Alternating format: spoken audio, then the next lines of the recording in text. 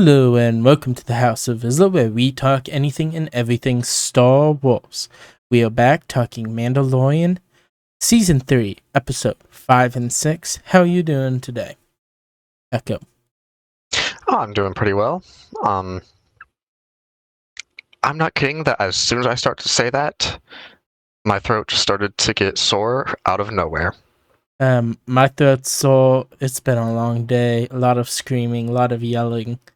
That was a whole Same. event. So, Yeah, we had a large event in our dorm, and that's why currently I have a disassembled lightsaber and two different Caesar costumes just sitting out, waiting to be put away. Yeah, me too. I got sheets and different things that were used as cloaks and capes. It was fun. It was cold, because why wouldn't it just suddenly be in the 40s, even though it was into the 60s the rest of the week? Yeah, I don't know on that. So, anyways. So, we have no negotiator questions from the Discord. So, if you're part of our Discord or you want to be part of our show, right now, join our Discord. Pause the episode, join our Discord, link in the description, and be able to join us for the season finale of Mandalorian Season 3. It's 2 episodes. It's our last show with this Mandalorian theme. We may bring it back for the movie or do a completely different set. So, because... And hey, if you do end up missing us for Mandalorian, feel free to join us for Maul Shadow Lord. Yeah, and technically next episode, we will be doing a completely audio episode because of just plans and it being Easter week and Good Friday. I don't have time to set up another show on a laptop. Recording is just going to be fine audio. It's too much of a hassle trying to do it the way we are doing it now. So. But I think with that said, it's time to get onto the main idea. Obi-Wan once thought as you do. Main discussion, main idea, same thing. My brain's fried. It's been a long day. Yep. So, episode 5 of season 3 is The Pirate, directed by Peter Ramsey, starring Pedro Pascal, Katie Sackhoff, and Carl Weathers. By the name, we are probably running into some pirates. Really? As well as some other things. But we start this off with the Pirate King Gregorian Shard launching a full assault on Nevarro. After the early conflict between some of his guys and Din Djarin and Greef Karga back in episode 1. Was it a good idea to let that one guy go? Probably not. But High Magistrate Greef Karga, played by the late Carl Weathers, sends out a distress call for help. And when he does that, they basically mirror the Princess Leia sending R2 out in A New Hope. Yeah. Leaning over an astromech droid. And they actually switch the sides too of human and droid. So it reaches Captain Kosateva, who is a captain of Alpha base. He's over a squadron. The Adelphi Rangers. Yes. And he tries to get help, but bureaucracy. But we also see a very cool pirate Not pirate. Pilot. Man, I really must have missed some stuff. Garazeb Aurelios. Or Zeb. Our favorite Lasat from Star Wars Rebels was there. And he's actually not the only person we see there. We actually get cameos from Deborah Chow, Dave Filoni, and Rick. It's been how many episodes and I still can't pronounce his last name? Yeah. Also, Dave Filoni does have a hat. Naturally. A cowboy hat in the Star Wars universe. Why? But Well, it's probably something like he got in costume and then just refused to take his hat off. Because I swear, every time I've seen pictures of him or seen him in a video, he's always wearing a cowboy hat. the thing is, like, I've heard a story of this where he actually went out to the floor of Star Wars Celebration without his hat, with maybe a ball cap. No one recognized him. But then he puts on a cowboy hat, he's recognizable. Yeah, it's just like Mark Hamill actually went and like stood beside something related to him for an entire day. His star on the Walk of Fame. Someone in a Darth Vader costume walked by him. Yeah. And I don't think anyone recognized him. Yeah, he was even saying, like, Father! To this Darth Vader costume. But Carson Tavey flies to Coruscant, which is the headquarters of the New Republic, trying... And also the Empire, and also the Republic, and also the Old Republic. A very important planet. But also, like, the Republic. Is that considered the Old Republic in this thing? Because we've heard the mention of the Old Republic a lot, thinking maybe they're referring to the Republic as the Old Republic. But then wasn't it mentioned that the Republic at the time of the Acolyte was considered the Old Republic at the time of the prequels? Yeah, because but also there's like the Disney High Republic. really does. Yeah, there's also whatever Disney kicked out of canon when they took over. That's a whole different Old Republic. Yeah, It gets complicated. it's a can of worms. Trying to figure out what worm is specifically the type of republic. Of course, are they giant space worms that sit in holes in asteroids? Or centipedes trying to assassinate a senator? What's your pick? Well, see, I think my pick is actually worms that live in Sarlacc pits on Tatooine. Yes. You know, after they ate the Sarlacc. Yeah. So, but when he goes to the headquarters seeking help, his request is blocked by none other than the ex-Imperial officer, Elena Kane. And actually, the officer that he talks with is played by Tim Meadows. And his name actually refers to a different series where it was the same exact case. The help that was requested was denied because of bureaucracy and paperwork. Thought he might have been in Ahsoka potentially. Maybe. I don't know. Yeah, I'm not sure.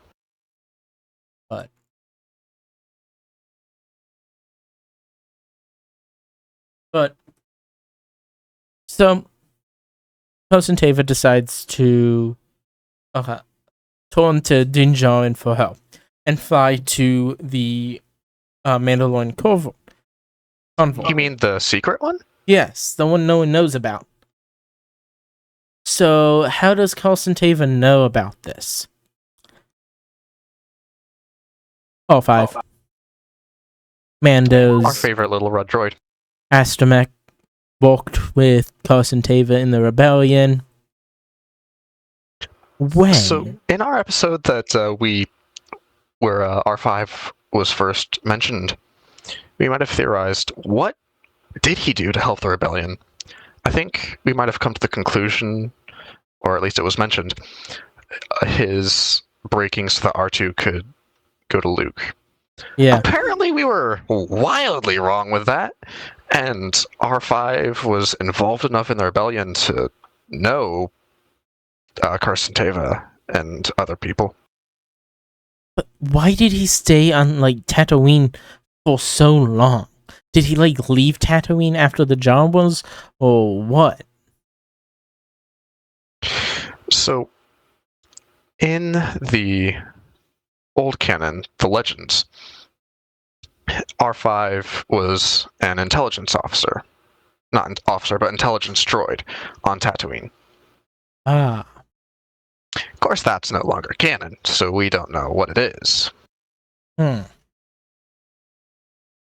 But Din is like, ew, I've got to help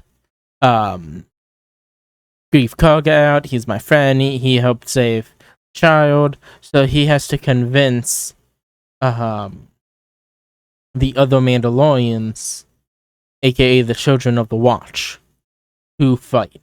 Not for politics, but to secure a future home, because they lost. They have to now pack up because their base was compromised, so they have to go find somewhere else. In this discussion, if I'm thinking of the right one, I love the way that they determine who has the right to speak, of just whoever holds the hammer.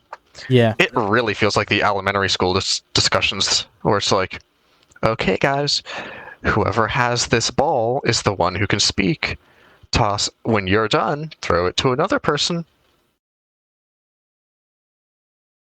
Yeah. Just like R2 here.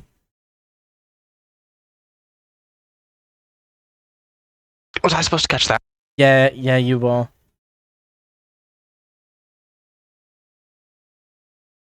Yes.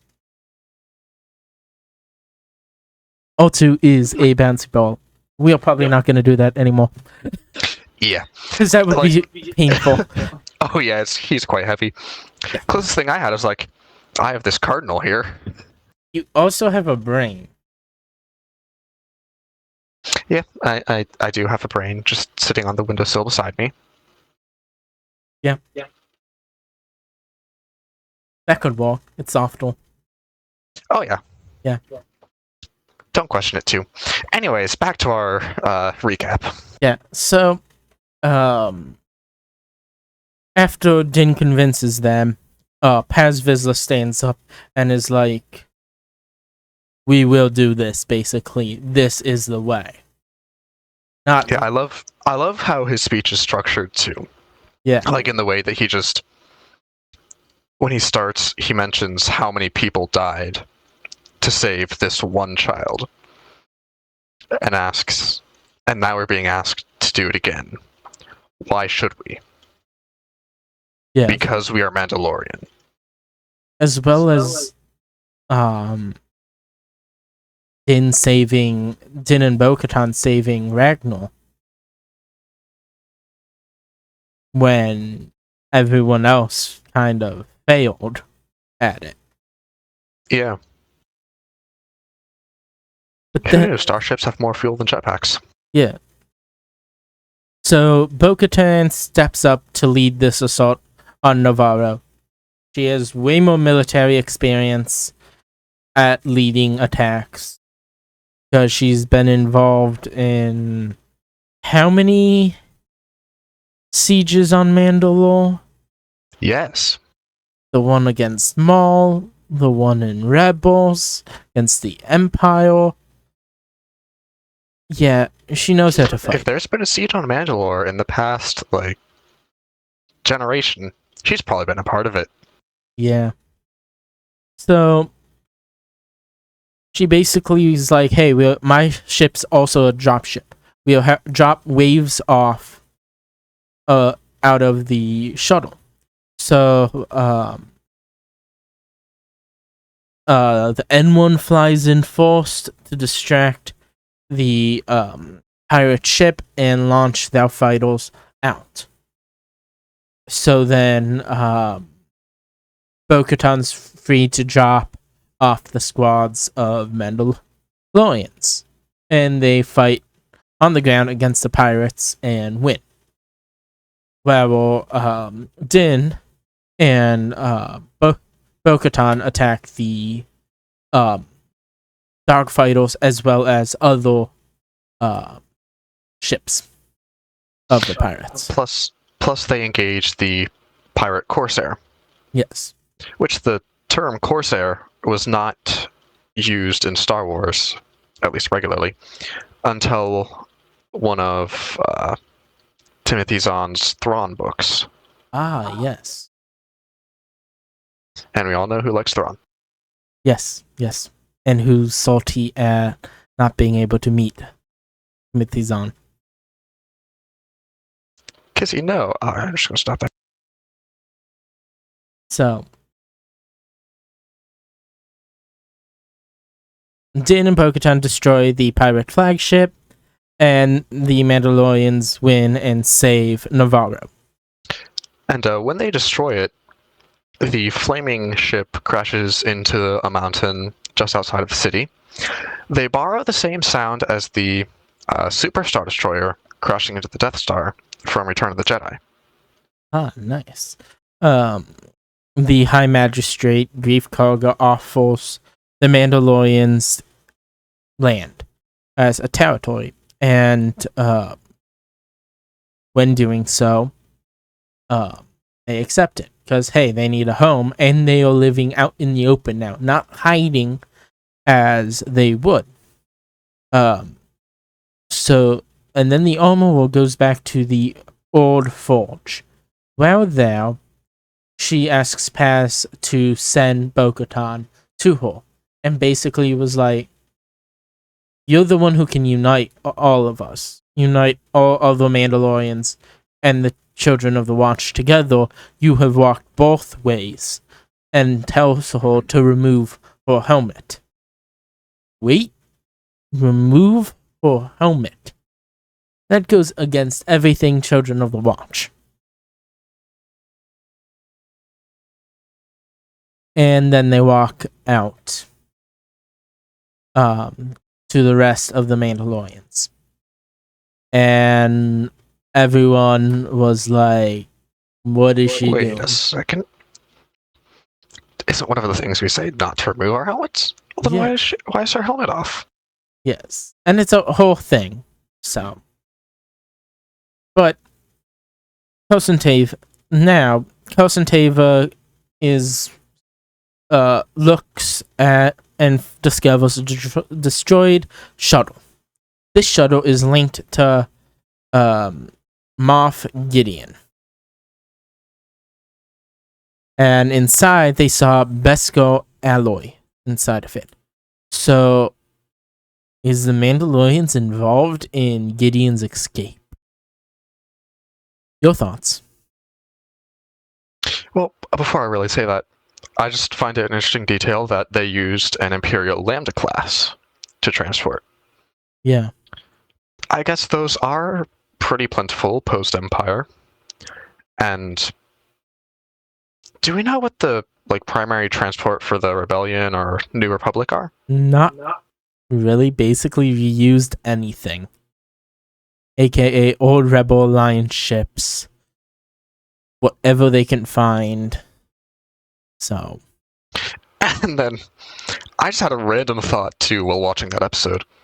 Because, when he turns his lights on, you can see 2 lights from where his closed wings are. And I just had a completely random thought of, are there actually 4 lights, but 2 of them are so close to each other that we can't see them? And thinking about that now, I'm pretty sure it is 4 lights because of the attack run in Rogue One. Yes. Yes. That's a great movie. Yeah. Arguably one of the best that Disney has made. Probably the only one that Disney has made that's good. I thought you liked Solo. Yeah, Solo was good. Rogue One's better than Solo. Fair enough. But, yeah. See, I was wondering because the Mandalorians are very protective of their Beskar. Yes. And why would they leave it as a clue if they went to just take Gideon? And wasn't the agreed upon between Bo-Katan, Din, and Cara Dune was Gideon's going to the New Republic? So Plus, to the specific wording, Beskar alloy. It said that Beskar was mined, so Beskar in itself is not an alloy unless it is combined with another metal. And the Mandalorians don't like to combine Beskar with many things, from what I've seen. yeah. So That's probably just something to sound, probably something that the writers put in to sound fancy. probably. But even then, Wasn't it in Rebels that the Imperial Mandalorians made their own armor, but they mixed? there were Imperial Mandalorians? Yes. Okay, I've not gotten that far in my watch through yet. You will. Rewatch through, I guess. So, time for episode 6, chapter 22, Guns for Hire, directed by Bryce Dallas Howard, starring Pedro Pascal, Katie Sackhoff, and Simeon Kazinian or something as Axel Wolf. As well as there are, I think, 3 different cameos in that episode. I know 2 of them. I'm trying to think of what the third one is. Okay, I might have found a third one. I don't know if that's the one you're thinking of. Alright. Jack Black, Lizzo, There are 4. Christopher Lloyd, And Harry Holland, brother of Tom. but that was just a voice. Oh, Fair enough. Matthew Wood, who played Grievous in Clone Wars, too. But I think we're getting ahead of ourselves. Yeah. So, how do we open this episode? We open this episode as Din. So we open this episode with a Wrong recap? no, right one. It just took out the main portion of it. So, and it's weird. So Axel Wolf has his own fleet. He split ties.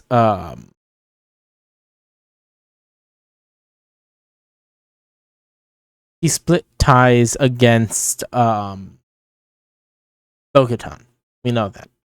Bo-Katan lost a fleet, and he's now guns for hire, and he's on a bounty to He said the thing! What? The name of this episode, Guns for Hire. Ah, yes. And he's on a mission to track down the ship that has a prince, the Mon Calamari prince, in it. And it was an amazing monologue back and forth between this captain of the ship and Axel Wolf. they happen to get the bounty and head back to Vizsla 15. And during this, we learned that the Quarren captain of the ship was in love with the Mon Calamari, which people say echoes Romeo and Juliet. Especially since the Quarren and the Mon Cala... Nope, Mon Cala is the planet. The Quarren and the Mon Calamari are very much enemies on their home planet. And had a fight, actually, in Clone Wars. The Gungans had to help. Gungans? Yep. Might you mean Gungans? Yes. Like we said, it's been a long day. Oh, wow. How many voice cracks was in that one? Mispronouncing words is what we do best. So, it's not a podcast without N. But yeah, this is where our first famous person... That word is known as celebrity. Wow.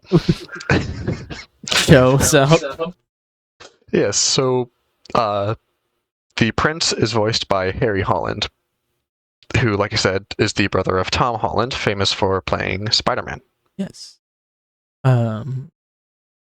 So, Din and Bo-Katan and Grogu arrive on this planet, ruled by two people, the Duchess and Captain Bombadil, played by Lizzo and Jack Black, respectively.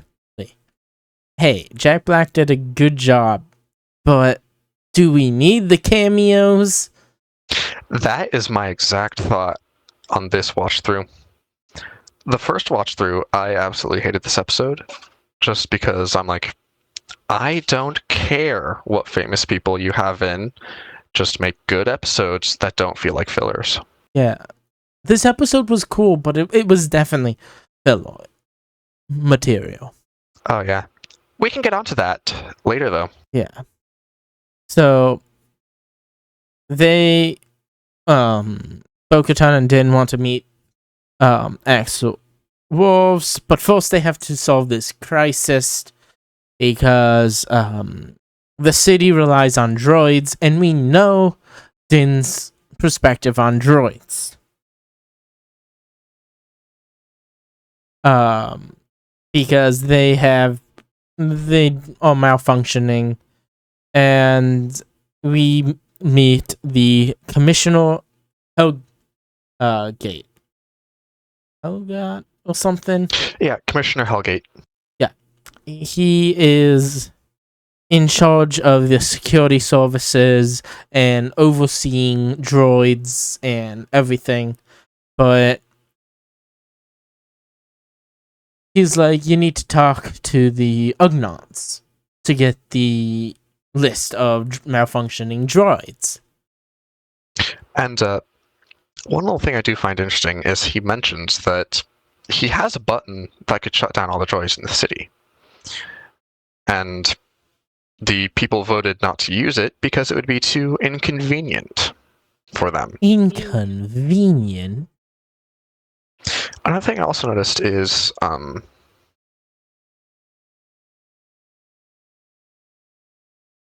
just forgot. Okay. So when Mando and Bo-Katan go down to the Ugnaughts, Bo-Katan's like trying to get answers out of them, and she's doing a terrible job. Din's like, I have worked with your kind before, Ugnaught Quail. Blah blah blah blah blah. I have spoken. They stopped what they were doing and listened, and they sat around a table discussing, and they agreed to help. So it's really amazing how much better negotiations go when you actually know how to speak to people. Yeah. Instead, Bo-Katan's like completely just trying to get down to business and go back to getting Axel Wolf and whole fleet back. And Din's like, this is the way we have to do it. They go up to this loading platform where we meet a B1 droid, who's the foreman, and these super battered droids are moving crates around. And this B1 is the first B1 in live action who isn't a complete idiot. Somewhat. Not quite as complete. This is the first B1 who isn't as much of an idiot as the Separatist controlled B1s. Yeah. Also, I find it interesting that the B1 is not quite sentient per se, but like the B2s just don't respond to anything. Yeah. And the super battle droids, Din's like trying to be in the way, kicking them to try to see one malfunction. One does. And Before we move on, we have another celebrity, at least in the Star Wars community. The battle droids were voiced by Matthew Wood, who voiced them during the Clone Wars series. yes. Before that, he was also General Grievous in Attack of the Clones, and sound edited. Revenge of the Sith? Place I'm reading from must have it wrong. But yeah, it worked as a sound editor for all of the prequels as well. As well as he does an amazing job in the Clone Wars, voicing every droid and backup sounds too. So Oh yeah, I absolutely love some of the dialogue they gave the battle droids in Clone Wars. yeah. And some of the clones too. Fire, which sector? That one. The one where you can see the enemies. Yeah. So the droids were stupid in this Separatist ships. Like, your droids. Well, it's like in episode 1, the reason that the droids have no personality whatsoever is because they were all controlled by the same central mainframe computer. Yeah. And then they were controlled by Echo at one point. Not me, Echo, the actual Echo. Yes. The actual clone. But yeah, so they eventually do English flow. They do eventually track down the rogue B2 and bring him down. And they find out that he has finished that he has seen and went to this droid ball called the Resistor. Clever name. Yes. And there, it's just a ball full of droids. Kind of the reverse of the cantina from A New Hope. Yes. I really thought a droid would be like, "We don't serve your kind." So did I. So, that would have been perfect. Oh yeah, unique. But the droids were like, "Yeah, we don't want to get deprogrammed and scrapped. We want to do work, and we don't want to malfunction." And they basically was like, "Yeah, we'll help you." It's from this batch of basically droid Beal that also has programming chips in them. I believe it's called Nepenthe. Yeah, I think so. Which is like oil mixed with different things, yeah. Yeah, and they do mention that they include little They include programming nanobot or programming micro some or others in them to kind of help patch up all the code for the droids. And then they go to this, to kind of like the morgue of dead battle droids. Why? Why are they in like freezers too? Yeah, they're not decomposing. They'd be rusting, not decomposing. And they like poured out some oil, put it in a centrifuge, and this probe droid starts going off. Must have been hacked by the nanobots that they found in it, and the programming. And Din just like uses his Darksaber, slice it in half. All is good.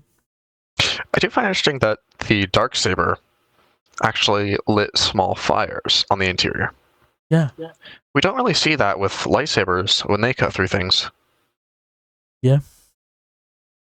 But yeah, so they learned that the nanobots were sourced from the Techno Union, which is another nod back to the prequel. Excuse me, another nod back to the prequels, where the Techno Union was one of the founders of the Separatists. And was bought by the supervisor of the security services, Commissioner Hugget, who is played by Christopher Lloyd, who I guess we did forget to mention that. Yeah, who played Doc Brown in Back to the Future, Back to the Future 2, Back to the Future 3, 3, ton of other movies.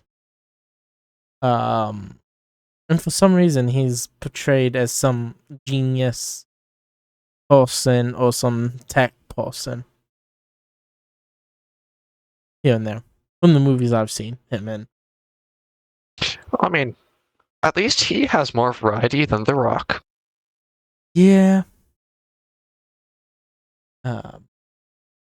But Commissioner Howgett is secretly sabotaging droids. He went on this whole monologue. He's about to hit this button that will make all the droids malfunction instead. And because he's been drugging the droids to malfunction. And because he's a former separatist. Or is a current separatist. Not former. He is a separatist. And he believes in Count Dooku's cause and everything. And Bo-Katan's like, I'm done with this conversation. Stun. And he falls down. How long was the Imperial War? It's like, judging from Luke Skywalker's age, it was at least 17 years between the events of Revenge of the Sith and A New Hope. Yeah. So he's been holding on to those values for how long? Yeah. And he gets Din and Bo-Katan take him up. He's the guy who's causing everything. He gets arrested, outcast to some planet moon, and all the fancy people in the palace were like, oh. When he got outcasted, Din and Bo-Katan get rewarded with meeting the other Mandalorians, and as well as the key to Vizsla 15. So, but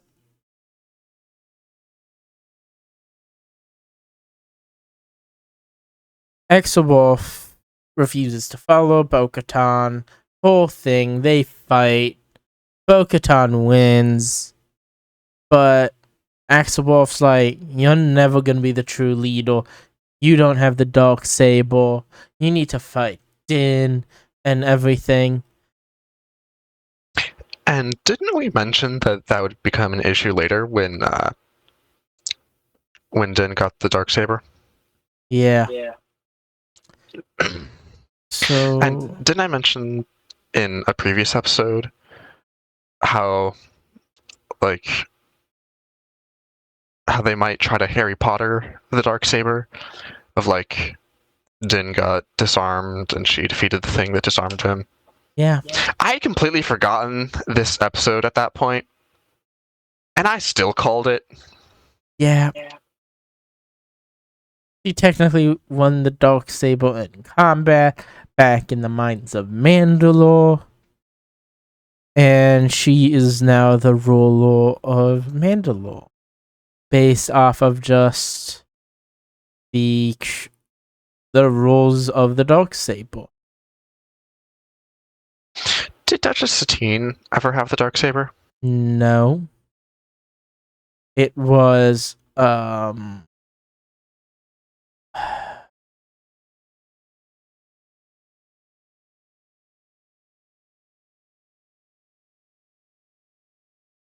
Which Vizsla had it at that point? yeah, it was Vizsla who had it, who was like the governor or something. Yeah, Vizsla was Death Watch, briefly ruled, but I think he was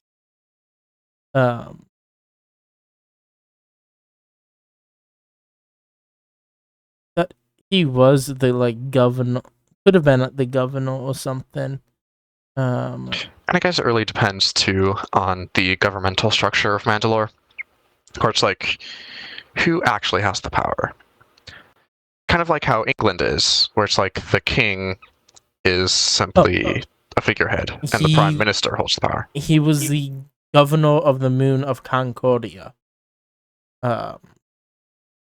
But he was in charge of Death Watch. So it's also interesting how Mando is listed as being from Concordia. Yeah. Even though he's not. He's from random unnamed planet, whatever, from the Clone Wars. Technically, Boba Fett is not Mandalorian, but he is. The same way Dennis through.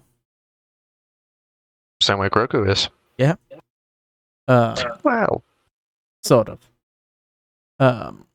But she has the Darksaber, she lights it, and Axel Wolf and his group decides to follow it, because they now have one leader. Also, I had to laugh because when they were coming in and they first saw the Mandalorian fleet, Mando commented that was a lot of ships. I don't know about you, but all I saw was Moff Gideon's Archidans class, as well and as like 5 different gauntlets.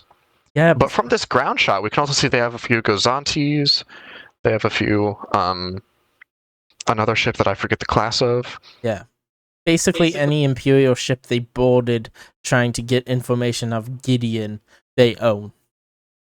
I'd completely forgotten that they took over the Gozanti while it was trying to escape the atmosphere. Yeah. So, favorite moment, favorite shot of these 2 episodes? Do you want one from each, or do you just want one overall? One overall. Okay, one overall would definitely have to be the speech in episode 5. Yeah, that was cool. I enjoyed the chase scene with the super battle droid in the city. It felt a lot of like Coruscant episode 2 chase of Luke and not Luke, Anakin and Obi-Wan. So, and I mean, there are also like quite a few moments in Clone Wars too. Yeah. Where they had that style of chase. So, what would you rate this episode? Out of 10. I really liked the first episode. I would definitely have to give that. Well, we're not going individual episodes. I really liked the first episode. The second episode, however, I've seen 2 times. The first time I watched it, I absolutely hated it. And I'm like I mentioned before, I don't care what celebrity you have. I just want a good episode. Yeah. And to me, it felt like a filler episode. Rewatching it this time, everything between the moment that they landed and the moment that they found the Mandalorians felt like filler to me again. Yeah.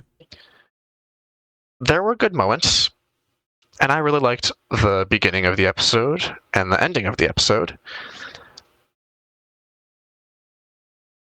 But I barely liked anything in between. Yeah. I'd probably give this episode pair a 6 out of 10. All right. Yeah. Poor writing on it. Didn't need the diplomatic stuff. It would have been much better if it's like, oh, yeah, we can get you access to this. We can get you there, but hey, we got this quick. And it would have been better if like a malfunctioning droid entered the ballroom and then they had to save it that way instead of it was like bribing Mando and Bo-Katan to save the day. Or else, if there was just like almost any other way that they could have just put more content. Yeah. They could have done Something almost with, anything else that didn't make it feel like filler. maybe Feel like filler. something with Alphide base or something. Maybe we see something with New Republic or something. Not so. Yeah, I enjoyed the first episode, episode 5. I enjoyed parts of 6, but besides that, there was like no story. I will give it a 5. Just because it was lower. I felt we had a better blocking of episodes with 3 and 4, with 3 definitely having a bit of a off tangent filler episode. Yeah, but that's kind of a filler that I didn't really mind. Because like it was filler, but it actually had story to it. Whereas this one felt more like filler for filler's sake or filler for celebrity cameo's sake. Yeah, I did not realize that the commissioner was a famous person until we were doing the research for this one. Yeah, I didn't know that until after watching it, I'm like, I was like, I feel like I've seen that guy before, but I couldn't tell you where. I'm like, that reminds me of Doc Brown, and I'm like, oh wait, but is it not? I don't know. So the count for today is a total of 5.5 Mando heads. So there it is, low score for the season so far. That's still more Beskar than they found in the shuttle. Yeah. Any final thoughts on these 2 episodes? I do like how they did kind of flesh out the Ugnaught culture, because we haven't really seen, aside from Queel, we haven't really seen any of their culture before. Like, we saw them working on Cloud City and briefly here and there in Rebels and Clone Wars. You good? Empire Strikes Back. That's the... Was it Empire Strikes Back? Yeah, it was Empire Strikes Back. They went to Cloud City. Can you tell how late it is that I can't even recall that? Oh, yeah. It's... So, even in, like, Clone Wars, in Rebels, it was Ugnaught speaking that Ugnaught language, not Galactic Basic or anything. So, it's strange. It's also interesting that none of the Ugnaughts in this episode spoke in the native Ugnaught language. Yeah. Maybe they have slowly switched to talking basic because it's easier. Then I don't know. Well, I mean, they're still Ugnaughts. If they're... Because this is like within a few years of the fall of the Empire. So they would have been the same Ugnaughts that we would have seen in Rebels and Clone Wars and whatnot. Yeah. Well, not Clone Wars, but they would have been the same ones we see in Rebels. And so, like, they would know the Ugnaught language. Maybe they speak the Ugnaught language but they are like enslaved to the Empire, so they're fine speaking Galactic Basic. But if they're enslaved as a workforce or something, they'd rather speak their native language as kind of like a code. Yeah, like I was thinking, when they're speaking their native language, the Empire has no clue what they're saying. So they could be plotting against them and they wouldn't know. Yeah. As well as I didn't know this, but there was an Ugnaught as a pirate, or close to one, as like the second mate of Gregorian Shard's fleet, and reminded me a lot of like Shmi from Peter Pan, Captain Hook's first mate. Yeah, I see that guy. He was an Ugnaught? Think so.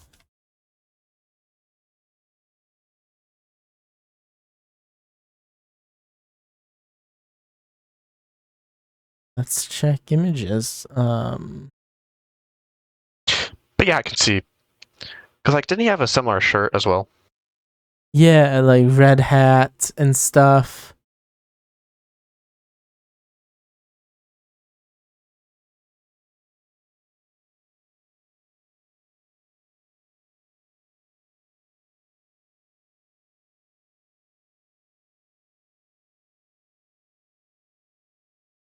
Maybe.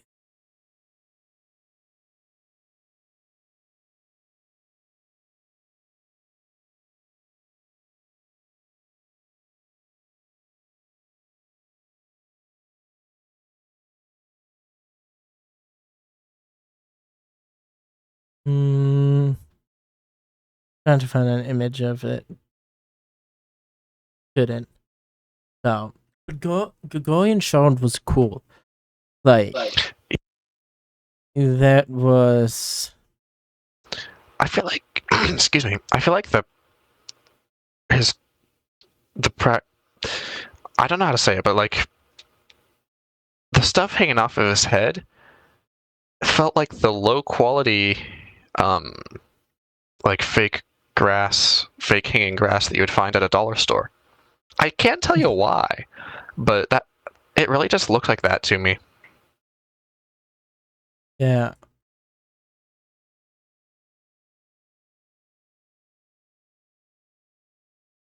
But yeah, other than that, I did like his design. Yeah. Kind of reminded me of Davy Jones from Pirates of the Caribbean. Yeah. So, do we want to do Will of the Force today, or just call it a break? What do you think? I'm fine with either way. Alright. The Force is with me, and I am with the Force. And I fear nothing, for all this, as the Force wills it. Will of the Force is a segment where one of us comes up with a situation, some question, and we have to pick a side. We can't change it after hearing someone else's thoughts, and we don't know it until we know what it is. And a lot of times it's us coming up with the question mid-show. So, you want to give this one a shot? Sure, I can. Alright. I'm pretty sure I had one saved somewhere. Let's see if I can find where I put it.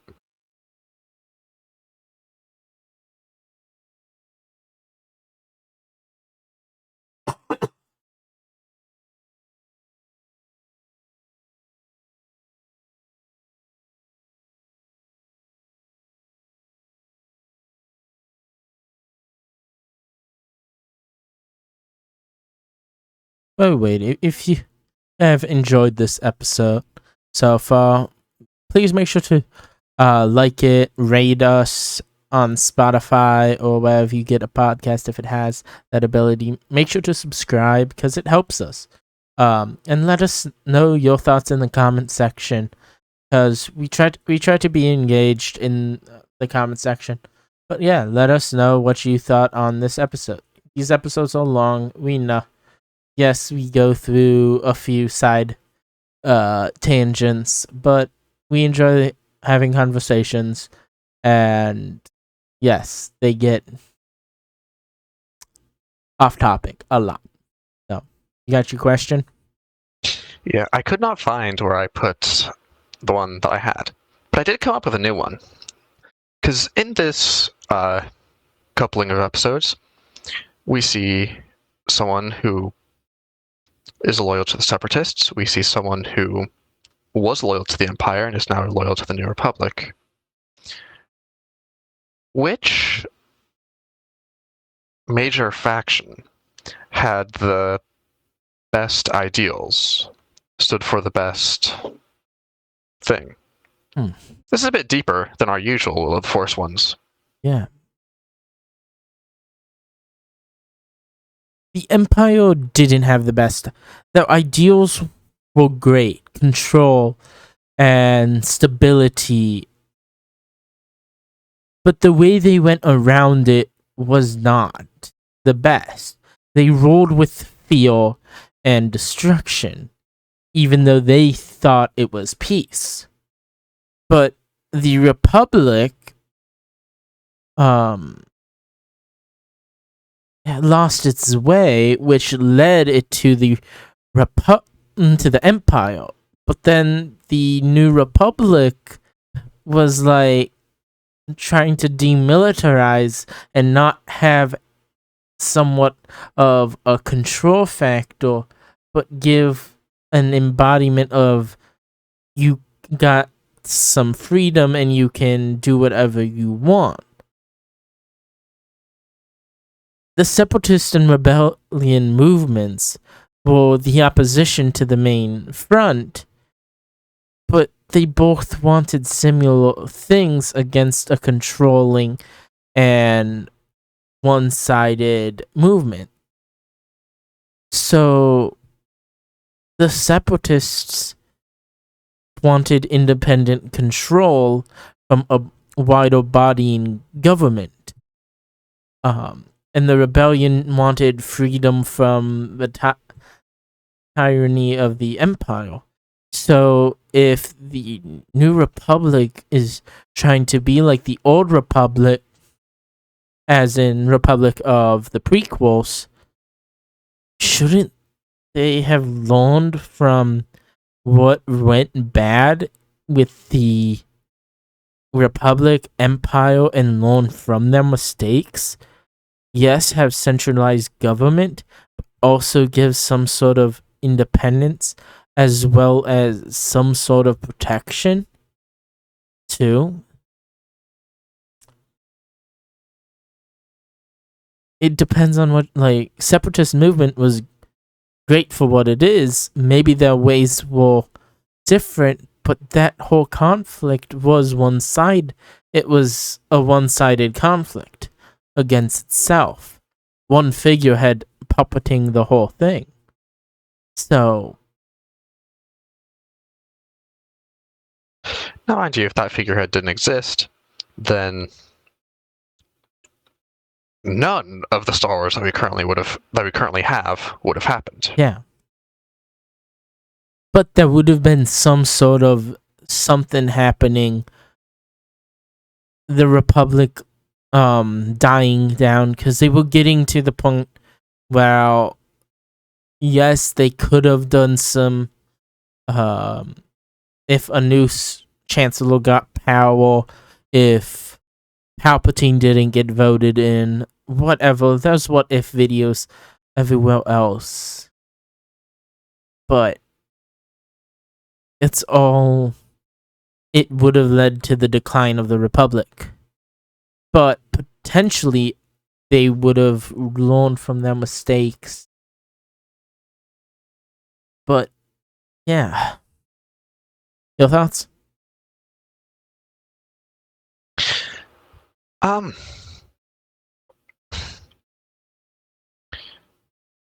See, like you said, the New Republic, they stood for some great ideals. They wanted freedom for planets. They wanted, I'm pretty sure they wanted like good representation from all of their planets too.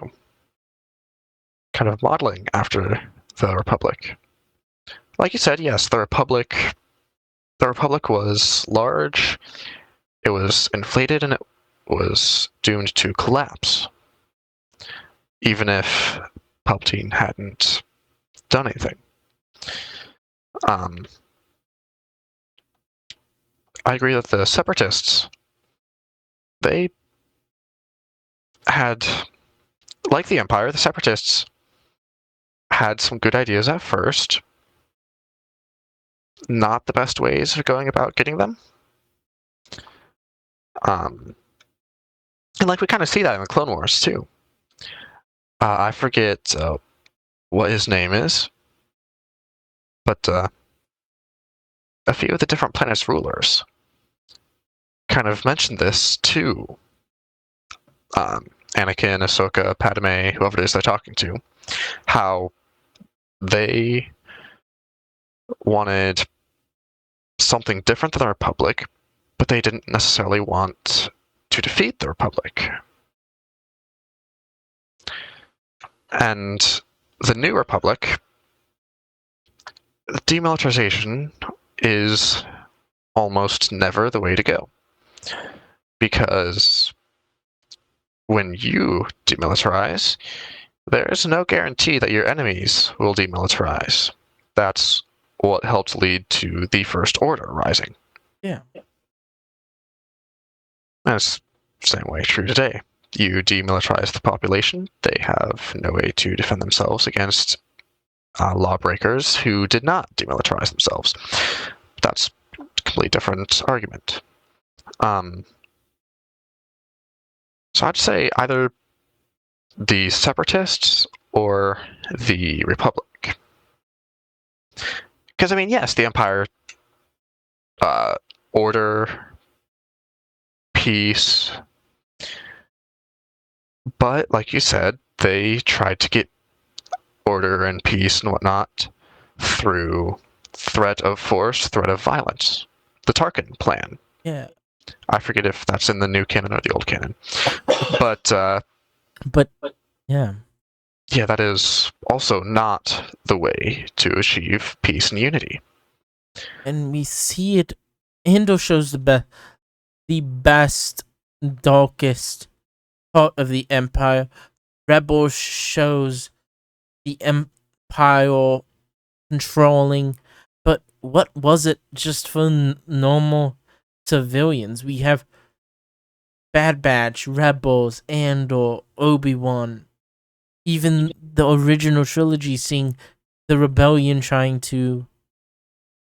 early stages of the rebellion, people living in the Empire.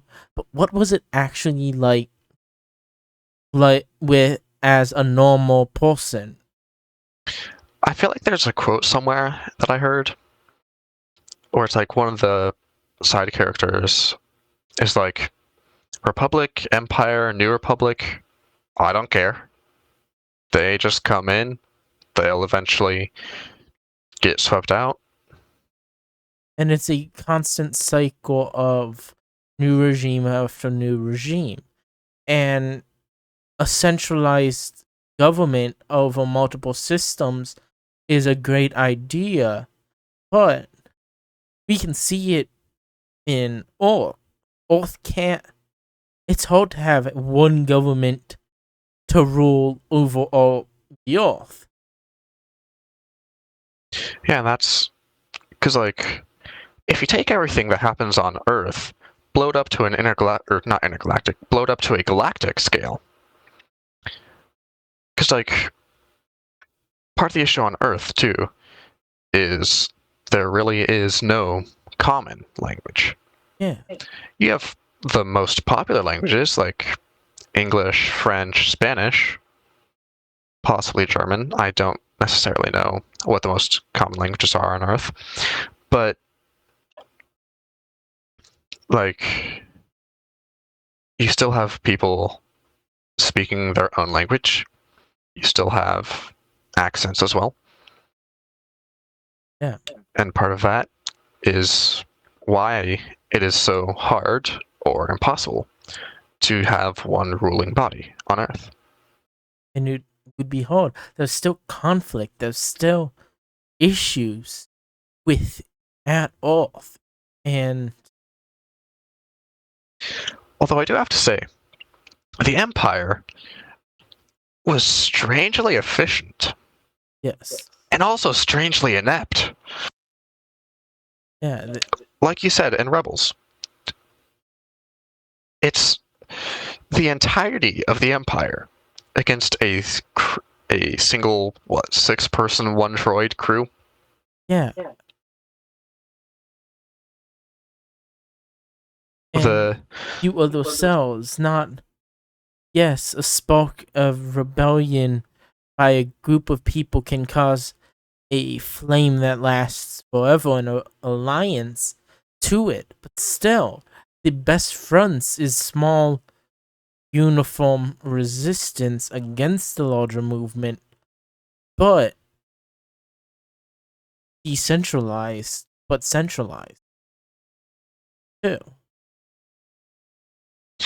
yeah, like how many million stormtroopers does the Empire have?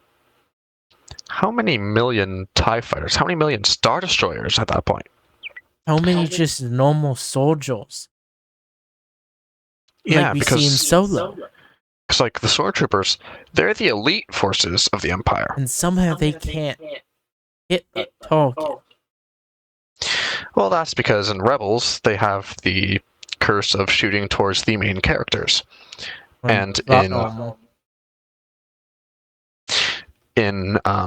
Mandalorian they have reverse plot armor. Their armor gets shattered by a wooden stick. Yeah. In A New Hope, they were specifically ordered not to kill the crew of the Falcon. But also, how can you see out of those helmets? Just ask Captain Rex. So, yeah. It's weird though, too, because like I was thinking when they met the other Mandalorians, some of those helmet visors looked like they were only like half an inch tall. Yeah. How do they see out of those?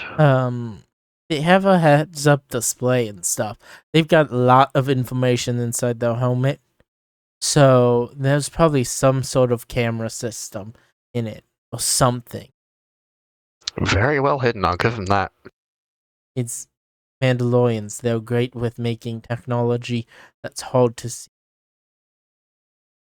Or, as Sabine said in the Rebels episode that I just watched, never get between a Mandalorian and a weapons package. Yep. So, I think with that said, I think this is a great place to wrap up this episode. A lot of good talks. If you want to join on these talks, join our Discord. Yeah, we try to be on now. It's hard to have a conversation with ourselves. So, also, put your questions in the comment section. We'll be in there. We'll see it. I get notifications when it happens. I don't, but I live in the same dorm room as he does, so he'll let me know. Yep. With that said, may the Force be with you.